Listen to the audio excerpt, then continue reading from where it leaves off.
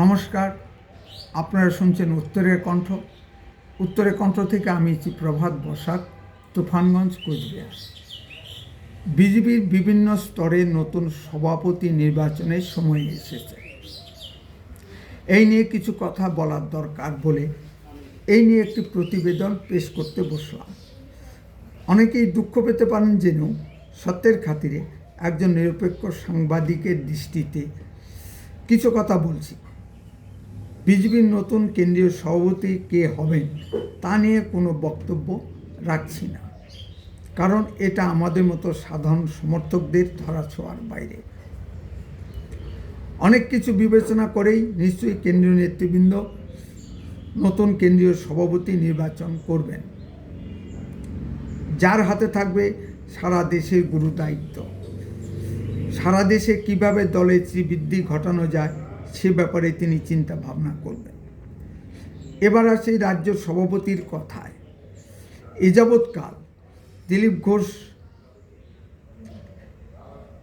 যাবৎকাল পর্যন্ত যারা বিজেপির রাজ্য সভাপতির দায়িত্ব পালন করেছেন তাদের ভিতর একমাত্র তপন শিকদার ও দিলীপ ঘোষ ব্যতীত আর কেউ পশ্চিমবঙ্গের জনমানসে তেমন কোনো দাগ কাটতে পারেননি।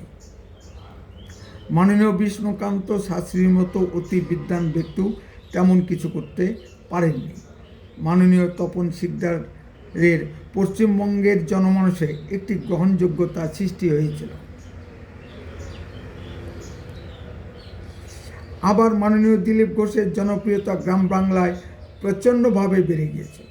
মাননীয় দিলীপ ঘোষের নেতৃত্বেই পশ্চিমবঙ্গে বিজেপি 18 জন এমপি ও 77 জন এমএলএ নির্বাচিত হয়েছিলেন।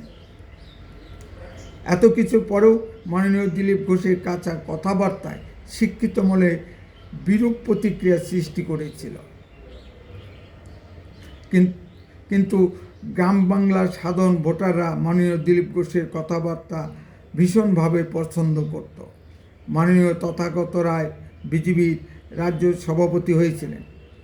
তিনি দিলীপ ঘোষকে কটাক্ষ করতে গিয়ে বলেছেন 8 পাস ফিটার কি আর করবে।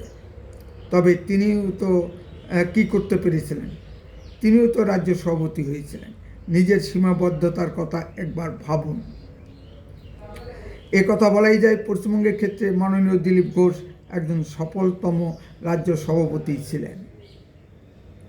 মাননীয় দিলীপ ঘোষের কাঁচা কথাবার্তার দরুন একজন শিক্ষিত ও মার্জিত ভদ্রলোক শ্রী সুকান্ত মজুমদারকে রাজ্য সভাপতির দায়িত্ব দেওয়া হলো।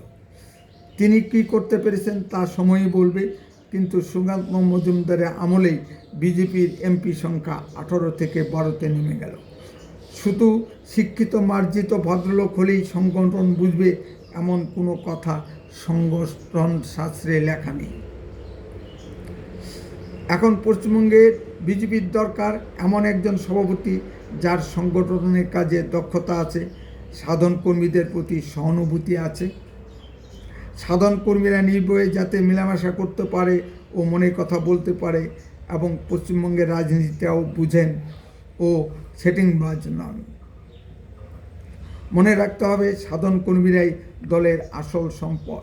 এরাই প্রতিনিয়ত তৃণমূলের গুন্ডা বাহিনীর বিরুদ্ধে লড়াই করে দলকে এগিয়ে নিয়ে যাচ্ছে। টিভিতে বসে বসে বক্তব্য রেখে আর 2-4টা মিডিয়ার সামনে বড় বড় ডায়লগ মেরে দলকে এগিয়ে নিয়ে যাওয়া যাবে না। মাটিতে নেমে আসতে হবে, তৃণমূলের বিরুদ্ধে লড়াই সংগ্রাম পরিচালনা করতে হবে। আমার কেন যেন মনে হচ্ছে পশ্চিমবঙ্গ রাজ্য বিজেপির দায়িত্ব শ্রী শুভেন্দু অধিকারীর উপর ন্যস্ত হতে যাচ্ছে। শ্রী শুভেন্দু অধিকারী নিজস্ব রাজনৈতিক ব্যাকগ্রাউন্ড আছে, তবে প্রশ্ন হচ্ছে শ্রী শুভেন্দু অধিকারী আদি বিজেপি নন। তিনি কি পুরনো বিজেপি নেতাদের মর্যাদা দেবেন? একটা প্রশ্ন থেকেই যায়।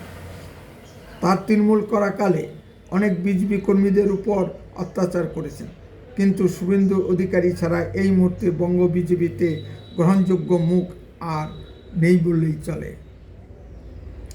মমতা ব্যানার্জির সঙ্গে শুভেন্দু অধিকারীর যে সম্পর্ক, তাতে অন্তত পক্ষে বলা যায় যে শুভেন্দু অধিকারী মমতার সঙ্গে সেটিং রাজনীতি করবেন না।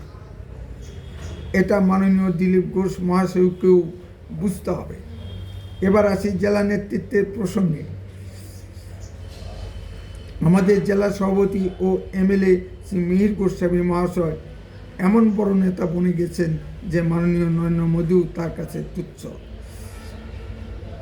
তাদের কোনো জনসংযোগের প্রয়োজন নেই, কথা দিয়েও জেলা সভাপতি সেখানে যান না। কোনো কর্মী বিপদে পড়ে এমএলএর নিকট গেলে বাড়িতে থাকতেও তার স্ত্রী বলে দেয় এমএলএ সাহেব বাড়িতে নেই। সহানুভূতি থাকবেই বা কেন, তিনি তো আর বিজেপিটা করেননি, উড়ে এসে জুড়ে বসে এমএলএ হয়েছেন। সাধারণ কর্মী নেতাদের তিনি চেনেনই না, সাধারণ কর্মীদের প্রতি তার কোনো দায়বদ্ধতাও নেই, কারণ তিনি তো এমএলএ। সাধারণ কর্মীরা শুধু এটা বুঝেন না, তারা এমএলএর জন্য স্থানীয় নেতাদের গালিগালাজ করেন, আর মাইক হাতে পেলে আমাদের এমএলএ সাহেব 1 ঘন্টার আগে ছাড়েন না। এটা হলো কুচবিহার জেলার বিজেপির দুর্বলতা। সদস্য সংগ্রহ করতে গিয়ে দেখেছি অনেক আমাদের বোনাফাইড কর্মী তারা আর বিজেপি সদস্য হতে চাচ্ছেন না, কারণ তারা বলছেন, তাদের অভিযোগ যে বিপদে পড়ে তাদের যখন ঘরবাড়ি ভাঙা হলো কেউ তাদের সাহায্যে এগিয়ে আসেনি। দেওচরে অঞ্চলে 8/257 নং বুথের প্রাক্তন সভাপতিকে মেরে বাড়িতে ফেলে দিয়ে গিয়েছিল। আজ তিনি মৃত্যুপথযাত্রী, অসুস্থ, তাকে দেখতেও কেউ যান না। এমন অবস্থা তিনি বলতেও পারেননি, তাকে নাকি হাসপাতালেও ভর্তি করা যায়নি। এই অবস্থা চলছে। কৃষ্ণপুরের শ্যামগোপাল বর্মা তিনি সদস্য পদ নিতেই চাচ্ছেন না, একজন বোনাফাইড কর্মী, কারণ তিনি জেলা সভাপতিকে তার মেলা ডিগডিগের মেলা আমন্ত্রণ জানিয়েছিলেন, কথা দিয়েও জেলা সভাপতি সেখানে যাননি। এই কারণেই তিনি আর সদস্য পদ রিনিউ করতে চাচ্ছেন না। তাহলে আমরা কি এই ধরনের বোনাফাইড শক্তিশালী কর্মী হারাবো? প্রশ্নটা আসছের জন্যই বলা হলো। এখন কুচবিহার জেলায় বিজেপির সংগঠন ছুটো নেই, চাই ফুল টাইম জেলা সভাপতি। এমএলএ বা স্কুল শিক্ষক বা অন্য কোনো পেশায় যুক্ত ব্যক্তি দিয়ে হবে না। যে 24 ঘন্টা পার্টির জন্য সময় দিতে পারবেন তাকেই জেলা সভাপতির দায়িত্ব দেওয়া হোক। জেলা বিজেপিতে তোলাবাজ, সেটিংবাজ ও তেলমেরা নেতায় ছেয়ে গেছে। কাজের চেয়ে সমালোচনাটা বেশি করে। 19-এ একটু ক্ষমতা পেয়েই এক শ্রেণীর বিজেপি নেতা তোলাবাজিতে মত্ত হয়েছিল। কেউ কেউ আজকে দলের বাইরে। তোলাবাজি করে কামিয়ে নিয়ে এখন কয়লায় ব্যবসায় মন দিয়েছে। আছে ছিটিংবাজ নেতা যারা একটু সুযোগ পেলেই তৃণমূলের কাছ থেকে নানা সুযোগ সুবিধা গ্রহণ করে। নতুন জেলা সভাপতিকে এসব বিষয়ে লক্ষ্য রেখে দলকে পরিচালনা করতে হবে। মাননীয় তথাগত রায়ের বক্তব্য অনুসারে গত বিধানসভা নির্বাচনে যারা কেন্দ্রীয় পর্যবেক্ষক হিসেবে এসেছিলেন তারা নাকি টাকা ও নারী দেহের বিনিময়ে এমএলএ টিকিট বিক্রি করেছে। এ ঘটনা যদি সত্য হয় তবে তো বিষম প্রশ্ন। বিজেপির মতো একটি শৃঙ্খলাবদ্ধ দলে এ ধরনের ঘটনা কল্পনাও করা যায় না। তাহলে সঙ্গ কী করলো প্রশ্ন উঠতেই পারে। আবার খবর পাচ্ছি বিজেপি ভেঙে কেউ কেউ নতুন দল করার চিন্তা ভাবনা করছেন। 26-এর বিধানসভা নির্বাচনের আগে তৃণমূলের একটি চালও হতে পারে। কিছু প্রশ্ন হলো, বিজেপি থেকে বেরিয়ে কেউ সফল হতে পারেননি, সে উমা ভারতী হোক বা তপন শিকদারই হোক, কারণ সেই সঙ্গ বা আরএসএস। সুতরাং দল থেকে বেরিয়ে কোনো লাভ নেই, বরং দলে থেকেই দলের অপরাধী চক্রের বিরুদ্ধে লড়াই করতে হবে। উত্তরের কণ্ঠ সর্বদাই বাস্তব ও সত্য কথা বলে। আরও এ ধরনের ভিডিও পেতে দয়া করে এখনই চ্যানেলটিকে সাবস্ক্রাইব করুন।